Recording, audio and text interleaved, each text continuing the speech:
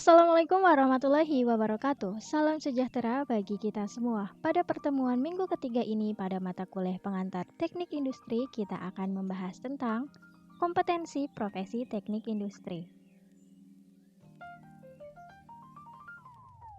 Apa itu kompetensi? Kompetensi adalah unit integral dari aspek pengetahuan atau knowledge, kemahiran atau keterampilan atau skill, dan sikap pribadi atau attitude yang perlu dimiliki dan diaplikasikan dalam pemenuhan standar kerja di suatu perusahaan. Baik, saya akan memberikan 3 kata kunci pada komponen-komponen kompetensi. Yang pertama ada knowledge atau pengetahuan, yang kedua ada skill atau keterampilan, yang ketiga ada attitude atau sikap pribadi. Komponen kompetensi yang pertama ada pengetahuan atau knowledge atau sesuatu yang dipelajari. Yang kedua ada kemahiran atau keterampilan atau skill, merupakan kemampuan praktis mengenai apa-apa yang dipelajari. Dan yang terakhir ada sikap pribadi atau attitude yang merupakan ciri atau nilai pribadi dari sifat individu yang membentuk perilaku kerja. Perkembangan sumber daya manusia berbasis kompetensi dapat membantu organisasi membangun manajer yang dapat melaksanakan kepemimpinannya dengan efektif, sehingga pegawai mengetahui apa yang harus dilakukan untuk keberhasilan perusahaan. Keberhasilan organisasi atau perusahaan sangat ditentukan oleh kualitas orang-orang yang bekerja di dalamnya. Jika dikaitkan dengan kompetisi adalah jika perusahaan menyiapkan sumber daya manusia yang kompeten, maka perusahaan dapat berkompetisi dengan yang lain untuk mencapai tujuan bersama. Selanjutnya ada perkembangan atribut kompetisi. Pada tahun 1800, atribut kompetisi yang dikembangkan adalah cost atau biaya. Pada fase ini dikembangkan untuk menekankan biaya. Selanjutnya, pada tahun 1960, atribut kompetisi yang dikembangkan adalah kualitas. Pada fase ini dikembangkan untuk meningkatkan kualitas produk. Selanjutnya pada tahun 1970-an, atribut kompetisi yang dikembangkan adalah pengiriman. Pada fase ini dikembangkan manajemen pengiriman agar lebih optimal. Pada rentang waktu 1980 sampai dengan 1990, atribut kompetisi yang dikembangkan adalah fleksibilitas dan ketangkapan. Dirancang bagaimana untuk cepat dan tangkap dalam sistem produksi. Selanjutnya, pada tahun 2000-an, atribut yang dikembangkan adalah inovasi, untuk menciptakan suatu inovasi baru dalam produk untuk dapat bersaing dalam persaingan pasar.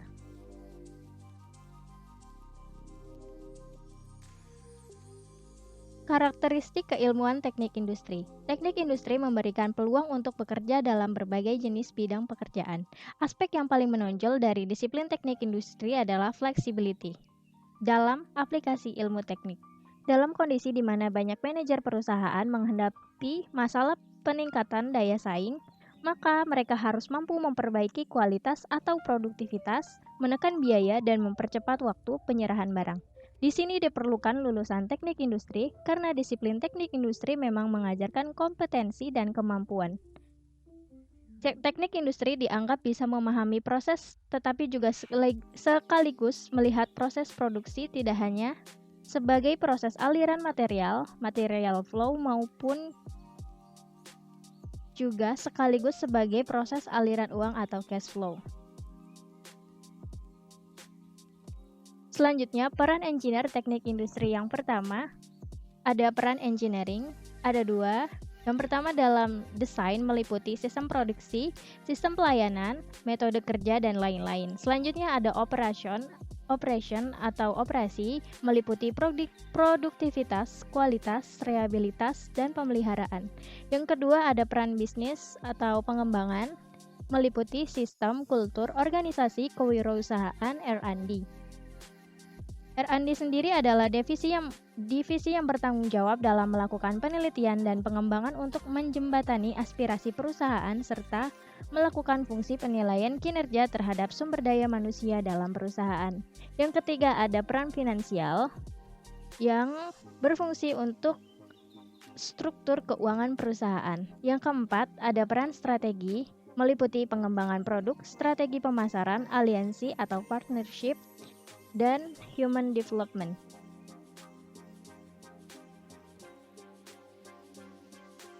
Lalu apa yang dilakukan teknik industri? Yang pertama ada operasi produksi meliputi produk dan pelayanan, proses manufaktur, fasilitas, metode kerja dan standarisasi, serta perancangan dan pengendalian produksi. Yang kedua ada sistem manajemen yang meliputi sistem informasi, sistem keuangan, dan pengeluaran. Dan yang terakhir ada layanan perusahaan meliputi perencanaan secara komprehensif kebijakan dan prosedur, dan pengukuran analisis kinerja. Ruang lingkup profesi teknik industri. Yang pertama ada Human Activity System Design, berkaitan dengan area kerja fisik di mana kegiatan produksi dilaksanakan, perancangan fasilitas produksi dan proses manufaktur serta ergonomi dan lain-lain. Yang kedua ada Management Control System Design, berkaitan dengan prosedur perencanaan, pengukuran dan pengendalian produksi, analisis dan kendali pengeluaran, manajemen sistem informasi dan lain-lain. Selanjutnya ada perkembangan aktivitas produksi di industri.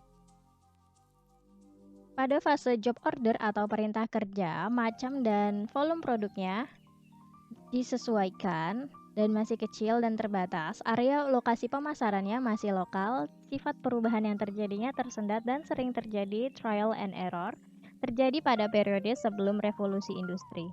Selanjutnya, ada produksi massal, macam dan volume produknya sudah distandarisasi, seri, batch, dan massal.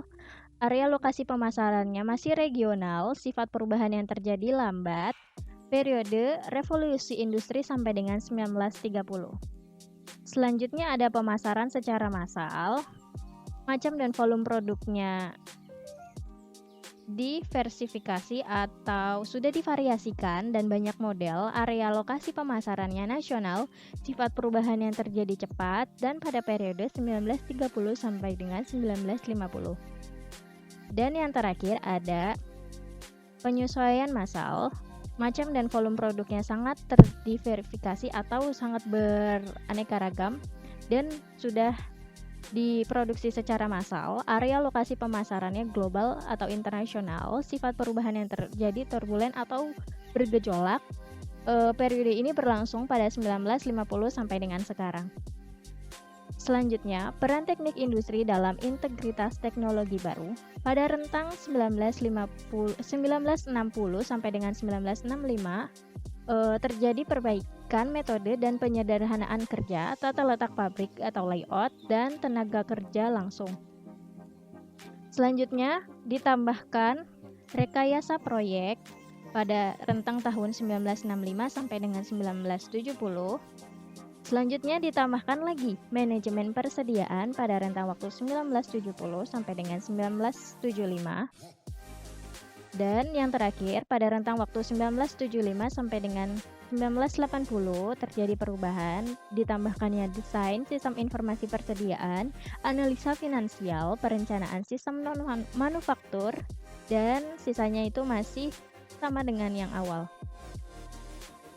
Selanjutnya, peran teknologi industri dalam integritas teknologi baru pada periode 1980 sampai dengan 2000.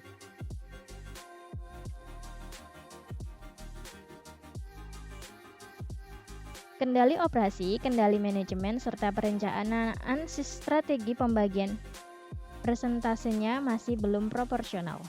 Setelah berkembang dari tahun 1980 sampai dengan 2000, hasilnya presentasi tentang kendali operasi, kendali manajemen, serta perancangan strategi menjadi lebih optimal. Selanjutnya ada kompetensi utama profesi teknik industri. Seorang sarjana teknik industri menjadikan industri sebagai titik awal dan pusat pengembangan karirnya. Sarjana teknik industri terlibat dalam pengorganisasian, desain tempat kerja, dan laju aliran materi dalam proses produksi di perusahaan. Lapangan kerja bagi sarjana teknik industri di zaman sekarang meluas, tidak hanya di manufaktur tetapi juga di bidang non-manufaktur seperti rumah sakit, toko retail, perbankan, dan lain-lain. Yang pertama ada desain dan pengukuran kerja, yaitu teknik mengukur performa kerja supaya standar waktu kerja dapat ditentukan. Dengan begitu, jadwal kerja harian dapat dirancang dari jadwal produksi total. Yang kedua, ada penentuan lokasi dan perencanaan tata letak perusahaan, yaitu kemampuan tata letak dan lokasi pabrik meliputi pengumpulan, kompilasi, dan evaluasi data yang diperlukan untuk membuat keputusan lokasi terbaik untuk perusahaan. Yang ketiga, ada ekonomi teknik, yaitu kemampuan mengimplementasikan sisi ekonomi dalam engineering. Yang keempat, ada perencanaan produksi dan pengendalian penyimpanan, yaitu kemampuan mengeset level seluruh output manufaktur untuk mendapat rating produksi yang bisa meraih target perusahaan dan menjaga production force tetap stabil. Yang kelima ada pengendalian kualitas, yaitu kemampuan mendata kualitas output kerja secara statistik. Yang keenam ada linear programming atau program linear, yaitu kemampuan menyederhanakan langkah kerja dan juga menyusun sistem kerja yang linear sehingga mempermudah produksi. Yang ketujuh atau yang terakhir ada operasional riset atau riset operasi, yaitu kemampuan untuk mensurvei dan meriset mengenai sistem operasi yang baik dan efisien.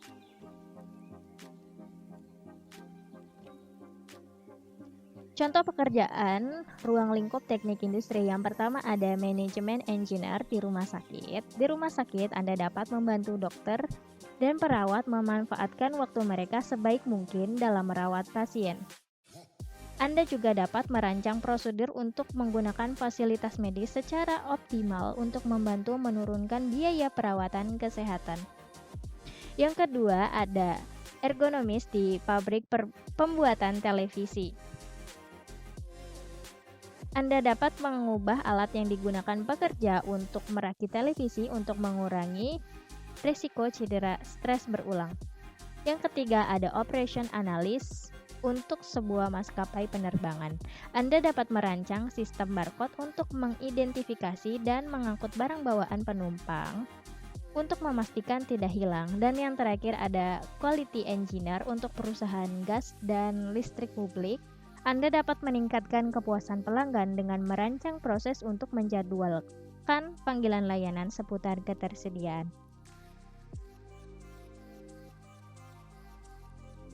Engineer teknik industri yang sukses itu harus memiliki kemampuan untuk berkomunikasi secara efektif, karena tanpanya kita tidak dapat menuangkan ide kita harus dapat mengelola proyek dan banyak tugas lainnya, karena tanpa keterampilan itu kita akan menjadi kurang efisien dan kurang berguna bagi perusahaan. Kita harus dapat mengamati orang lain dan memahami orang lain, mengapa mereka melakukan dan apa yang mereka lakukan, karena tanpa itu perubahan akan sulit dicapai. Sekian dari saya, terima kasih. Wassalamualaikum warahmatullahi wabarakatuh.